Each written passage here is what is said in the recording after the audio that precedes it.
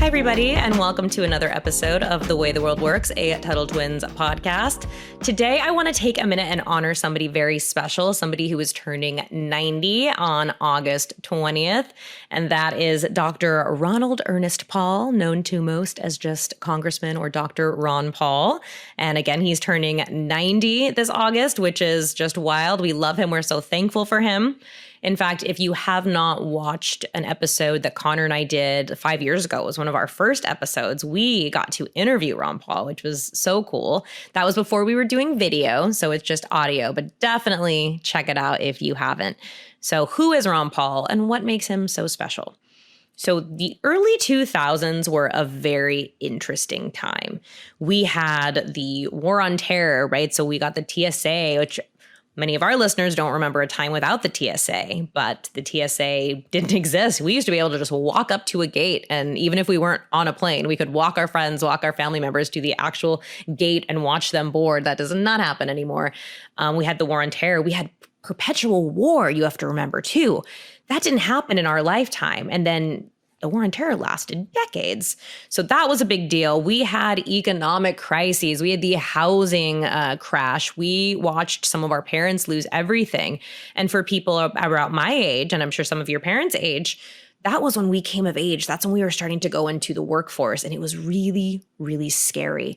And then, of course, you have just Congress disregarding our rights, which that's really not anything new. That's business as usual, as we say.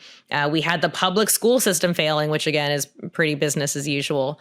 And then all of a sudden, well, a lot of people, again, my age, are just disillusioned. We are apathetic, which is a word that just kind of means we're just like we don't care. It was hard to care about anything because it seemed like the whole world was crumbling before our eyes. And I know for me, at least, I didn't really understand why. So it was just all this devastation, whether it was foreign policy or economics. All of it was bad, and I didn't know why, and I couldn't pinpoint why. And then all of a sudden comes this man in his 70s, this old man who suddenly becomes a rock star for all of us.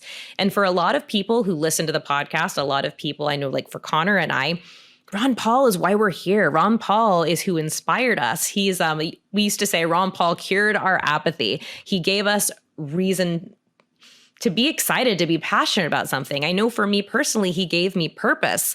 I was just a college student. I think I wanted to major in, I don't know. I think it was music at first, but it was political science. But I will be transparent. I didn't know anything about political science at the time. I just really liked debating. And so I figured that was a good thing. And I had always been interested in law school, but I didn't really understand anything. Even as a political science major, I didn't really understand anything. And here comes this man in his 70s. You know, he's not the best sharp dresser. He's actually not the most eloquent speaker because he has so much to say. He wants to get it out. He's an academic. He's an intellectual. And he is so principled. And a lot of homeschoolers knew who he was. He had been doing a lot of work with homeschool families. I remember I had some friends that were talking about him long before I heard about him. And if you were deep in the Austrian economic world, he's always been a hero there. But for me and for lots of other people, we were watching the 2008 elections, and it was the primary. So that was, just the Democrats trying to figure out who was going to be their candidate and the Republicans trying to figure out who was going to be their candidate. And all of a sudden on this stage full of warmongers, on the stage full of what we call neocons, these conservatives in name only, these conservatives that wanted war, that were hawks about foreign policy, these people that pretended to be limited government or constitutionalists, but they were crying for more government. You have this old man that doesn't care if people like him or not because he's there to tell the truth.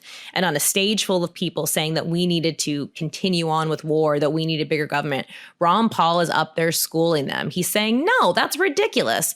And he's not just schooling them, he's giving history lessons. He's giving economic lessons. And if you've watched a debate, presidential debates have no substance. If you want to feel just dumber than you might ever feel, watch a presidential debate because it's all these sound bites. It's all people saying the same thing, giving these stories about when I met a mom in the countryside. They're just giving these anecdotal stories and they don't ever answer the questions. In fact, if you go through media training, you're actually trained to answer the question you wish you were asked. And that's a lot of times what these candidates do in the debates. It's rhetoric, right, is what we call it. It's just sound bites. But Ron Paul's up there and he's giving economic lessons.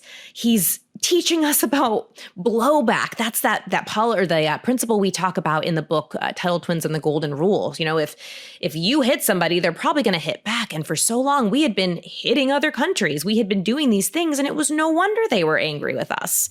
And I remember sitting there and watching it and being like, wait a second, this guy's making a lot of sense. I don't understand anything that even my professors are teaching me because none of it really seemed to get to the heart of the matter. And here is this man, this old man, who's just up here schooling everybody. And it was a really exciting moment. And everyone was making fun of him. People on stage were making fun of him. Political, pundits on the news were making fun of him. And then they used to have this thing, because this is going to make me feel old. This is when text messaging and all these things were kind of new. And so they had you can text in who you think won the debate tonight. And all these young people were typing in Ron Paul and sending it in. And so they're reading these results live on the news and they're expecting it to be, some other terrible candidate. All of a sudden it's Ron Paul and everyone was like, what? Who is this man? And that sparked a revolution, what we used to call the Ron Paul revolution. And I like to pretend it's still going, but these were the peak days. For a lot of us, again, it invigorated us. Even though we were angry about what was going on, we were angry about foreign policy and that we were in all these wars and we had friends dying. We were angry that we had parents and family members losing all their investments and savings because of the housing crisis and all the economic, consequences that happened as a result of that. We were angry, but suddenly we had something to work for. We were angry, but we knew what the solution was. We knew that there was this path of individual liberty. We knew that the Constitution protected our rights from things the government had been trampling with TSA and all these new, we didn't know then the extent of the NSA spying that we would find out later in 2013, thanks to Edward Snowden. But there were all these things that suddenly just made sense. And we were excited.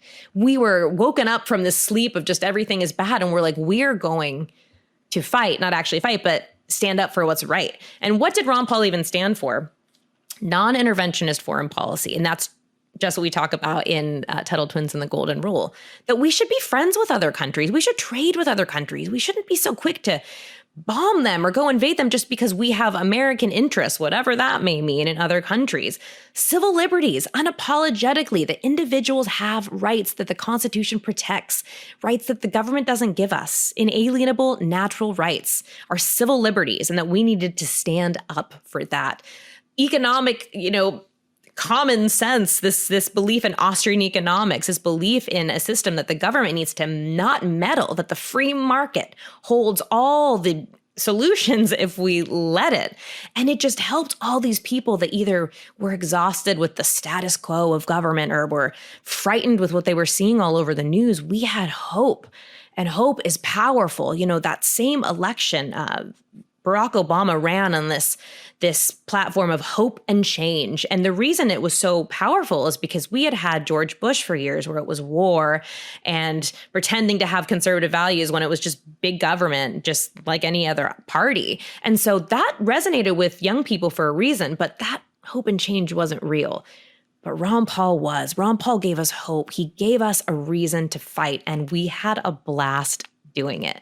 Let me tell you, some of my favorite memories are protesting and holding Ron Paul signs, in front of the Capitol buildings and making friends with people who came from all sorts of beliefs. You had people in college who were leftists, or people that used to be diehard Republicans, or it didn't matter. It was a place where everybody could get together and talk, because at the end of the day, we just wanted to live a little more free. We just wanted to be able to exercise our individual liberty. And we had a blast. There were big events. There was events with music and bands. There were a bunch of people that even wrote music about Ron Paul. It was so exciting. And that was 2008, but the revolution continued in 2012. And people started knowing who Ron Paul was. And even bigger than that, Ron Paul became the ideas that he was talking about. Some other Republicans on stage in 2012, I remember Michelle Bachmann, started trying to say that she read The Economist, Mises. They asked, what's your ideal day or something? And she said, reading Mises on the beach. And all of us were like, I don't think she's ever read Mises. But That's how influential Ron Paul was. Everybody was trying to get the youth vote because so many of us young people were like, yes, we love this man, that they were trying to cater to us.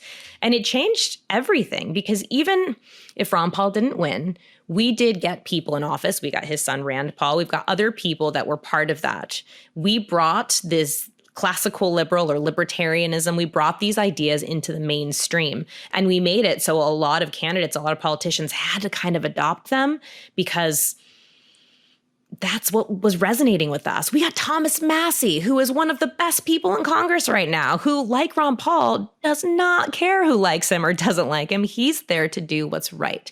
Ron Paul represented a form of principled government that we have not seen hardly ever. And I would almost argue that right now, the way we see it is kind of Thomas Massie, that he's kind of the continuing the remnant, as another economist once said, the remnant of the Ron Paul revolution. He's there and he's leading the torch. But it was such an important time for so many of us. And it taught us about individual liberty, and it taught us to love the Constitution. And for me personally, my entire career as an adult was based off of the knowledge and the hope that Ron Paul gave me. And I think that that's true for a lot of us. And so this August 20th, as we celebrate 90 years of Ron Paul, if you aren't familiar with him, pick up his book, End the Fed. That's another good thing. Sorry, I'm on a tangent because I'm getting so excited. The reason you hear people chanting End the Fed, the reason we have the Tuttle Twins book about the creature from Jekyll Island is because Ron Paul brought these ideas. He made us realize these complex issues that no one thought about before. So, man, it's just hard to quantify how much he changed all of our lives, but boy, did he. So again, I want to really take a minute and just say thank you, Ron Paul, for everything you've done. I would not be where I am today without you. I mean, I don't know if the Tuttle Twins would be here I don't know if we'd be here talking to you, if there'd be all these great books without Ron Paul. So if you haven't read him, if you haven't checked him out, one really cool thing to do would be to Google or YouTube some of those old debates and talk about them, and talk about, how he was just standing up to the status quo. He's got so many good books to read, End the Fed, the Revolution, which was another good one. Pick them up, read them, discuss them with your families. And you'll notice in the Tuttle Twins Golden Rule book, there is a character named Ron. It might be a little nod to Ron Paul. So we will wrap it up there. Happy birthday, Ron Paul. Please, as always, don't forget to like and subscribe to the podcast. And until next time, we will talk to you later.